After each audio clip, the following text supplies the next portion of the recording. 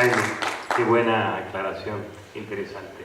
Compañeros, entonces, Didier Valencia, el presidente del Sindicato de Educadores, nos cierra esta parte del evento, recordándoles que en la tarde vamos a tener un conversatorio con egresados del INEM y del Comunitario Cerritos, y en la noche están cordialmente invitados a un coloquio histórico sobre por qué Pereira, que lo va a dirigir el profesor Jaime Ochoa de la Academia de, así aquí mismo, de la Academia de Historia de Pereira.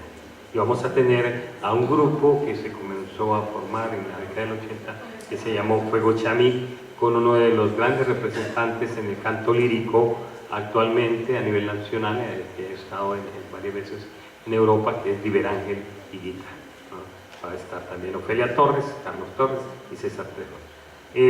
Didier Valencia, entonces, agradeciéndole su gran apoyo de antemano, y le damos la palabra para que nos cierre esta primera parte entonces del trabajo del día de hoy.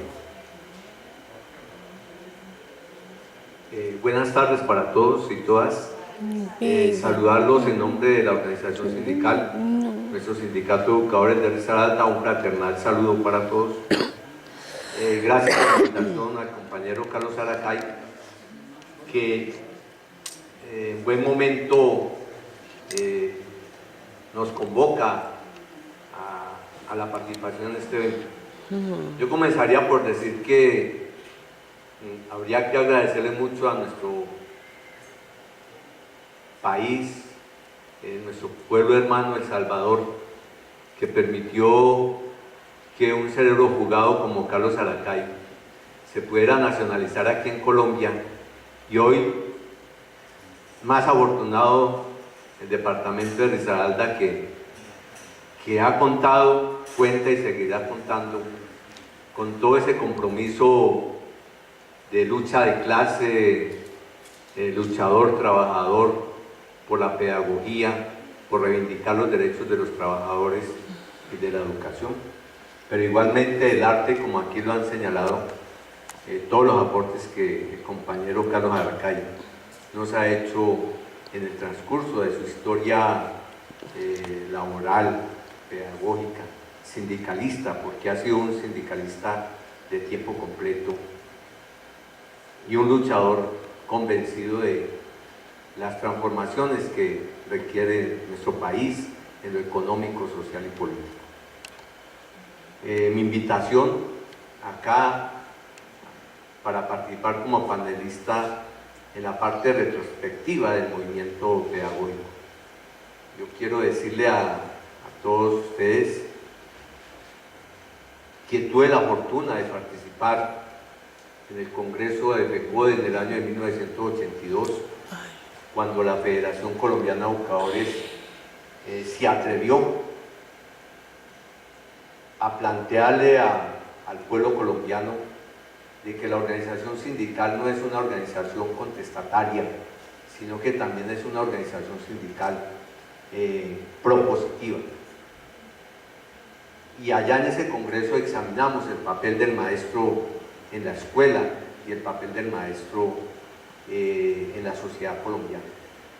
Allí nace, compañeros, precisamente una propuesta alternativa del movimiento pedagógico en el quehacer de los maestros colombianos. Decirles, compañeros, que es necesario, hoy que estamos en estas reflexiones pedagógicas, decir que hay que contextualizar el movimiento pedagógico. Y hay que contextualizarlo en la década de los 80 a los 90, y a partir de los 90 es otro contexto. Son dos cosas distintas. Y como yo hago parte de esa historia viva, pues yo quiero contar la historia y la quiero recordar, porque es que nosotros debemos de conocer la historia para no repetir la historia. Entonces, sino para avanzar y transformar. Yo quiero decirles que mi vinculación al magisterio es desde 1974. Tuve la fortuna de participar en la lucha por un estatuto único para el magisterio colombiano, y que es necesario precisar que en esa lucha por la conquista de un estatuto único. La convicción de la federación era definir quién era maestro en Colombia y quiénes eran los maestros y reivindicar la profesionalización del maestro. Y en esa época se define entonces que maestros en Colombia son normalistas y licenciados. Y a partir de ahí, en los años de 1982, entonces el movimiento pedagógico lo que hace es señalar y convocar a los maestros en un reconocimiento. Es que el maestro en su acto pedagógico, en su cotidianidad, lo que él está haciendo es produciendo métodos de enseñanza y aprendizaje. Y en ese orden de ideas, la convocatoria que se hacía en esa época era una convocatoria a los maestros a leer y a escribir y a no dejar perder la memoria histórica. Y finalmente el movimiento pedagógico que se extiende por todo el país comienza a hacer la historia de la producción que hacen los maestros en el aula de clase, sus iniciativas, su pensamiento, cómo hacer mucho en el trasegar diario y cotidiano el mejor proceso de enseñanza-aprendizaje, a la luz de la didáctica, como nos enseñaron en esa época a nosotros los maestros, en la didáctica de la enseñanza de cada una de las asignaturas. Y los sindicatos regionales asumimos esa responsabilidad.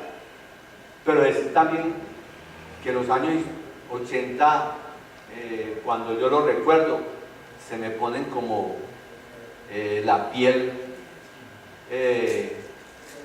arrozuda, pues. Saber esa época que es para recordarla toda la vida. Una época muy distinta a la que estamos viviendo hoy, después de los años 90. Una época donde había el pleno empleo, donde todo maestro que salía de la normal y la universidad era inmediatamente vinculado y su idoneidad profesional era su título. Una época donde, si bien es cierto, existía la represión contra el movimiento sindical, había apertura democrática, entre comillas. Se respetaban los derechos sindicales, los derechos políticos, y que la represión que se dio en esa época a través de la guerra sucia era producto del mismo sistema que tenía una guerra selectiva contra los dirigentes, como lo dice la canción del maestro.